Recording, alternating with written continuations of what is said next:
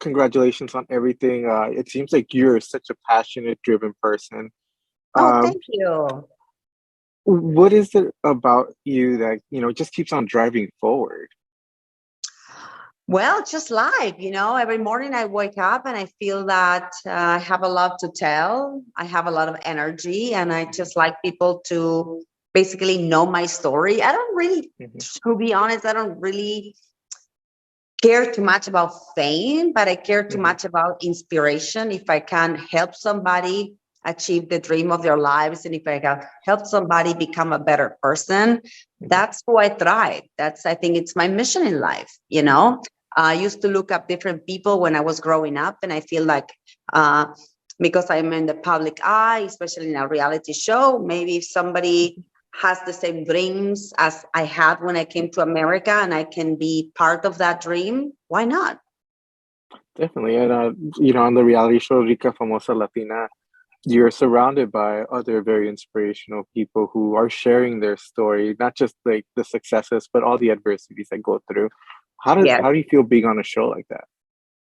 Being on a show like that to me was amazing because it was kind of like the first time that I was in a Latina show. I have Mhm, done several shows in the past, but all like in English, mhm, for many different countries. When I created the Human Dollhouse, the Plastics of Hollywood, basically I filmed for Japan, Norway, Sweden, France, UK, Germany, Italy, Spain, Argentina.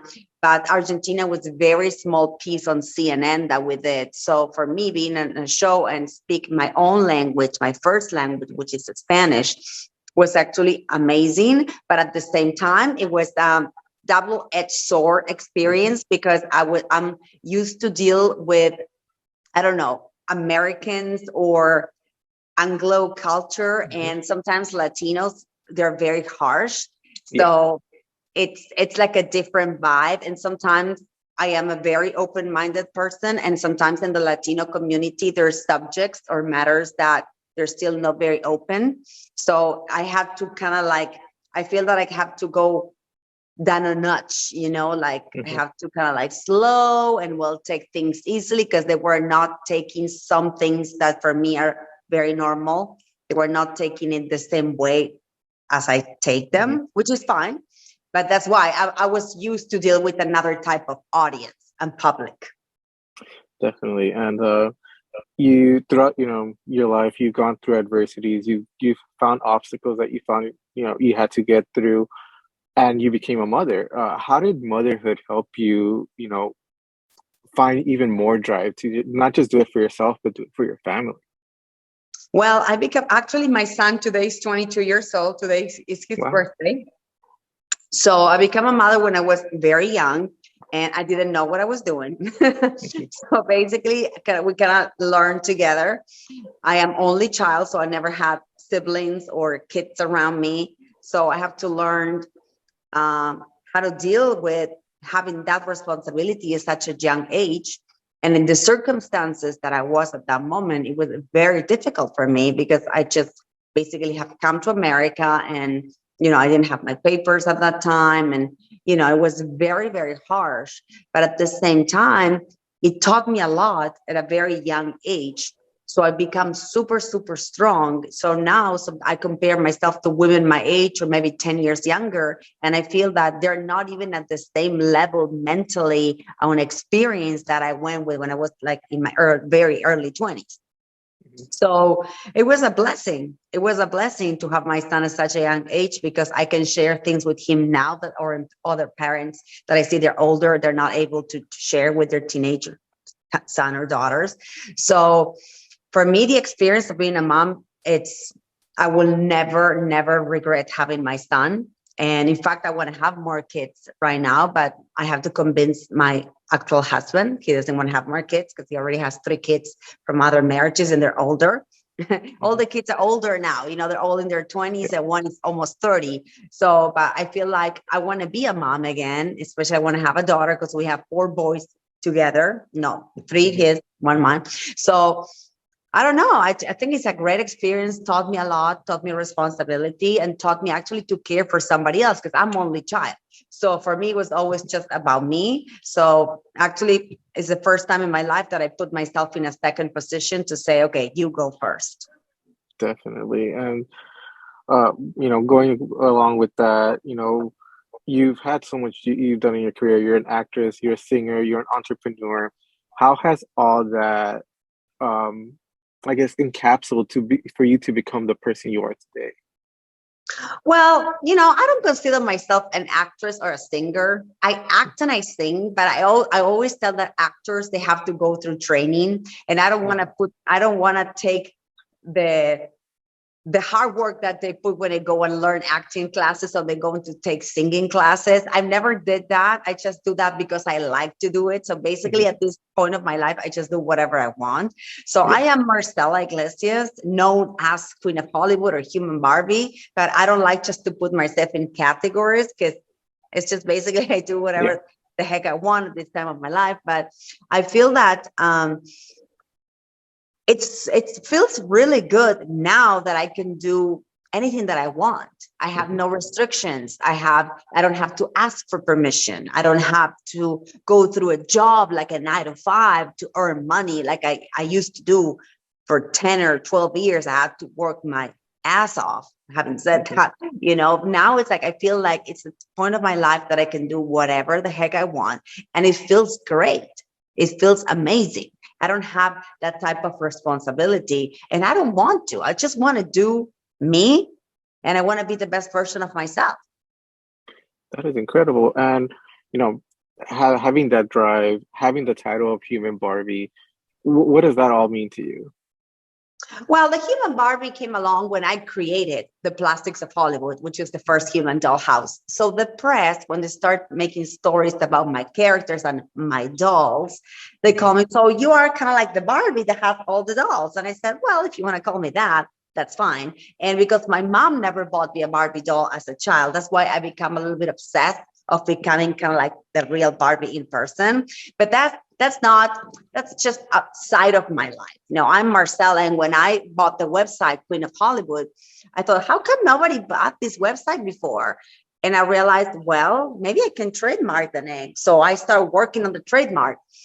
And wow, in 4 years, the United Patent State Trademark Patent Office gave me the trademark of Queen of Hollywood. So that was amazing because usually that name belongs to Marilyn Monroe. Yeah. And now I have it because I believe she never trademarked it. She forgot, I guess. So it's amazing. I don't know. It's just I feel like sometimes people says you're living in kind of like a dream. Well, Mhm. but the dream is I never dream it. I always visualize it, and I always knew that this was going to happen since I was a child. I know always my wedding was going to be on television for some reason, and my wedding was showcased on television in a very famous television show on WeTV with a very famous wedding planner. You know what I'm saying? It's like people need to visualize what they want to do with their lives and just keep following the path. But there's sacrifices. I did a lot of sacrifices in my life. When my friends were traveling all around the world, I wasn't traveling. In fact, I haven't traveled too much at all because I feel that to me, I still have to fulfill certain, I don't know, steps that I already have planned in my mind. So me, I can go to a trip and have some fun, but on the back of my head, I was going to be thinking, no, I need to finish this first. You know what I'm saying? Mhm. Is that I Yeah. cannot enjoy while I have something that I haven't accomplished yet. So a lot of people that have been traveling when I was in my 20s, they all traveled to places, and I was just raising my son and working 3 jobs. Mhm. Wow. So now, while other people are struggling, that I know, well, I'm living my best life. So life Mhm. finds a way, but always tell people there's always sacrifices that you have to make in order to achieve your dreams. So you put in a balance. It's a rent benefit. If you're willing to sacrifice for this benefit, that's great. And if you're not willing to sacrifice, well, the benefit might not be that reward, but if you are okay with that, that's fine. Definitely. And with all the sacrifices you made, how much more of your vision do you have to accomplish? What's up next for you? Always have a lot of, I think I when I met actually the wedding planner. He was the only one says, you have very high expectations, and high expectations and then big disappointments. He told me once. Another lady told me, well, you go from Z to A.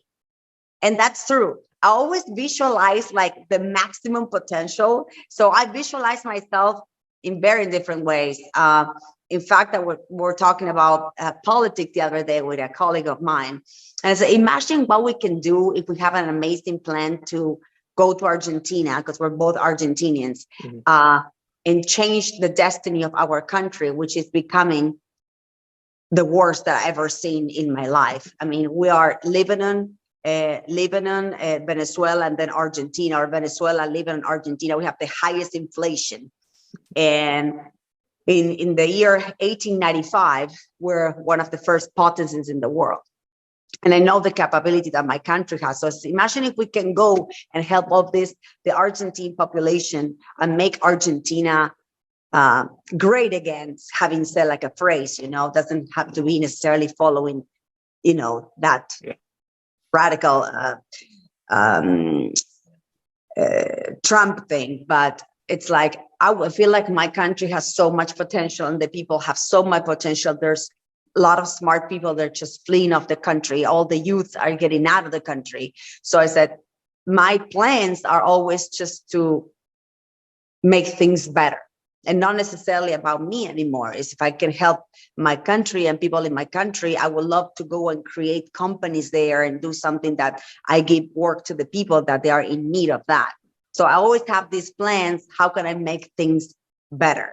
Right? It used to just be about me, and me, it's okay. I'm very happy with my life. Of course, you always want more, but now it's just how can I help others? Because when I see others, people thriving, that is the biggest joy I can ever have. I really enjoy people that surround me do good, do better. Definitely. And I guess to wrap all this up, what are some tips you give to people when they want to, find a way to their goals? Because it seems like you have a great mantra for yourself.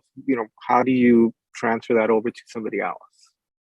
Well, it depends what goals do people have. If people have goals and they already have a plan and they are ready to execute the plan, they have to follow that.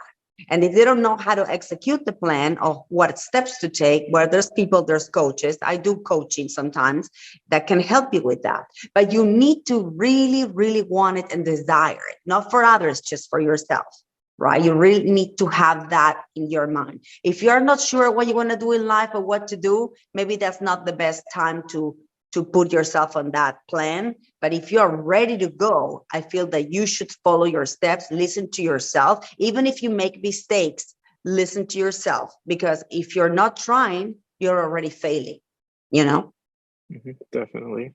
Well, thank you very much for your time. You have a fantastic story. You have an amazing attitude. No, And thank I you. hope the best for you.